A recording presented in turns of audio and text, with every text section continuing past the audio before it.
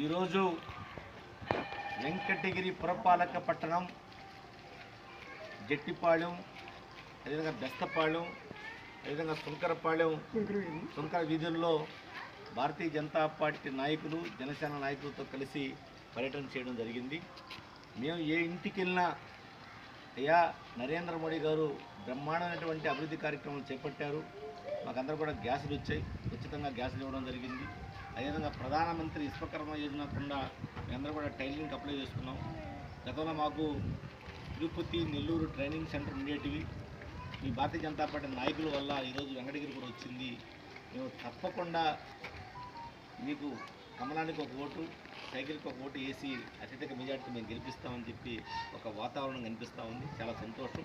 ఎందుకంటే మన ప్రాంతం అభివృద్ధి జరగాలంటే ఎన్డీఏ అభ్యర్థులు గెలవాల్సినటువంటి అవసరం ఉంది.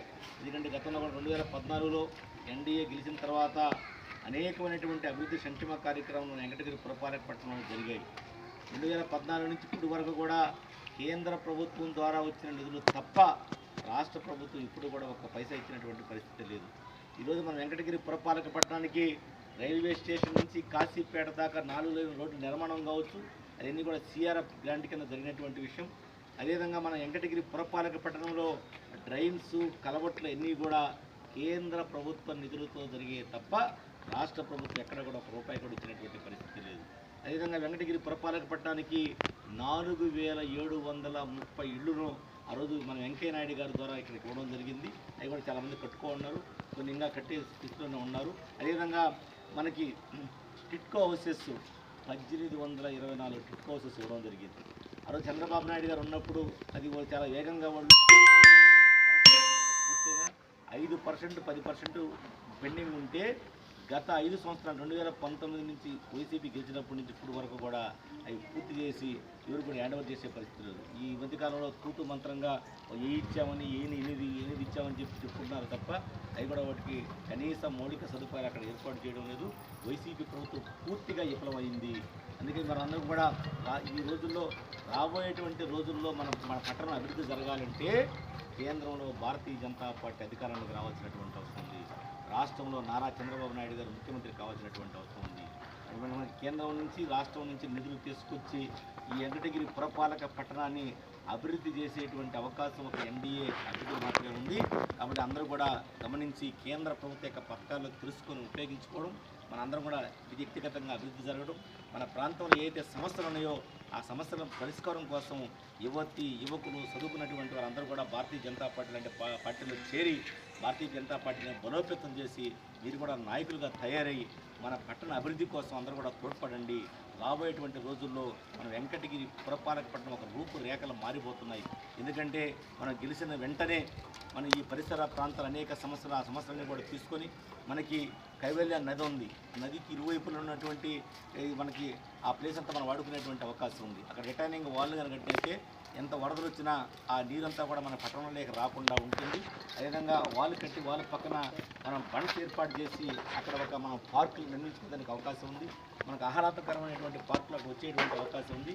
అది ఒక భారతీయ జనతా పార్టీ కేంద్ర ప్రభుత్వం నరేంద్ర మోడీ, అదేవిధంగా మన నారా చంద్రబాబు నాయుడు మాత్రమే చేయగలని చెప్పి మనం గమనించవలసినటువంటి అవసరం ఉంది. అదేవిధంగా మనకు నేషనల్ హైవే ఒకటి వెళ్తూ ఉంది. ఈ నేషనల్ హైవే నుంచి మనకి పాలింకోట మీదుగా కొండ అవతల ఒక నేషనల్ హైవే వస్తుంది. ఈ రెండుకి లింక్ చేసేటువంటి ఒక నేషనల్ హైవేను కూడా మనం ప్రపోజల్లో పెడుతున్నాం. అది కూడా పూర్తయితే మన ప్రాంతం అంతా కూడా అభివృద్ధి అనేటువంటి అవకాశం ఉంటుంది.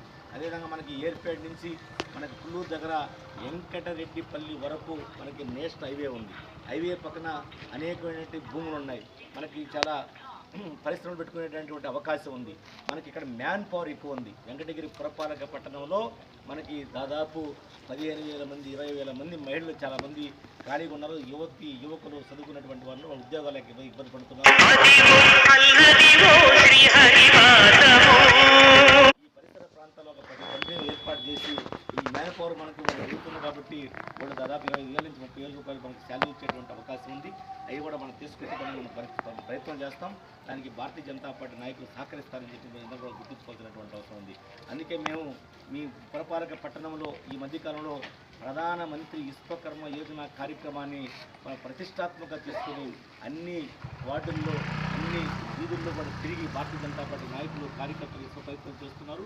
దాంట్లో మీరు అందరూ కూడా భాగస్వాములు కాండి, మన కేంద్ర ప్రభుత్వం యొక్క పథకాలన్నీ ఉపయోగించుకోండి, అంత అభివృద్ధి జరుగుతుందని చెప్పి మరొకసారి మీకు అందరూ కూడా తెలియజేస్తూ మీరందరూ కూడా ఒక పార్లమెంటుకి కుప్పం పైన అదేవిధంగా అసెంబ్లీకి మన సైకిల్ పైన కుప్పానికైతే వరప్రసాద్ గారు ఎంపీగా భారతీయ జనతా పార్టీ అభ్యర్థి, తెలుగుదేశం జనసేన బలపరిచినటువంటి అభ్యర్థి, అదేవిధంగా తెలుగుదేశం అయితే బీజేపీ జనసేన బలపరిచినటువంటి తెలుగుదేశం అభ్యర్థి గురుగొండ రామకృష్ణ గారికి సైకిల్ పైన వేసి ప్రయత్నం చేసి గెలిపిస్తే అన్ని అభివృద్ధి జరుగుతుందని తెలియజేస్తూ సెలవు తీసుకున్నాను. జై హింద్, జై భారత్.